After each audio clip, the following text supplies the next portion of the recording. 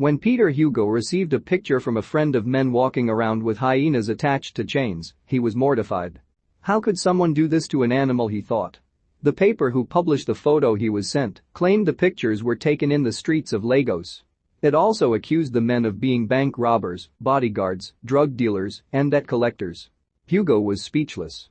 How could these people be allowed to commit such heinous animal abuse crimes right out in public? He decided to travel to Lagos and see what was going on for himself. After getting there, however, he realized that not everything was as it appeared. The story behind the photo was far more interesting and more human than he ever thought possible. This is the photo that started Hugo's incredible journey across the world. He wanted to investigate the men who walked around the streets of Lagos with hyenas and other animals on chains. When the photos was first sent to him, it was stated that the men who do this were violent criminals. Hugo was then educated as to what these men actually were. They are known as Gadawin Kura, which roughly translated means hyena handlers trainers. When he met them, they were living in a shanty town on the outskirts of a village. The living situation was quite unique. There was a group of men, a little girl, 3 hyenas, 4 monkeys and a few rock pythons all living together. Hugo decided to accompany the group on their travels for the next 8 days. In that time he learned that they weren't in fact the violent criminals they were made out to be. They were actually just simple traveling entertainers who would wow crowds with their animal performances. They also sell traditional medicine. He also learned that this is how generations of their people before them have made a living. They were simply practicing a cultural tradition. Hugo said that they caused a huge scene when they would walk down the street. The atmosphere would instantly change when they made their presence known. Most people, me included, when they see these photos, they automatically jump to the well-being of the animal.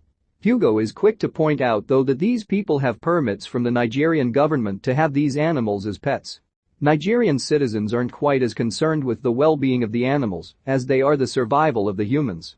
Europeans invariably only ask about the welfare of the animals, but this question misses the point, says Hugo. Instead, perhaps, we could ask why these performers need to catch wild animals to make a living. Or why they are economically marginalized. Or why Nigeria, the world's 6th largest exporter of oil, is in such a state of disarray. His hard-hitting questions, along with the provocative photography, has gotten people talking about the real issues facing this country.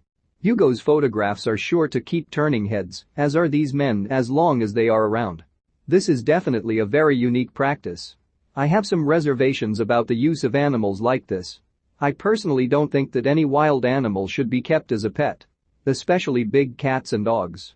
These animals are designed to exist in the wild, not to be controlled by human hands. I'm all for keeping your culture alive, but there are some things that need to be cast aside in the world we live in now. On the other hand, however, this is probably the only way these people have to make a living, and survival is always the ultimate goal. No matter what side you are on, these pictures are incredibly thought-provoking, and they seem to be starting a conversation that is desperately needed.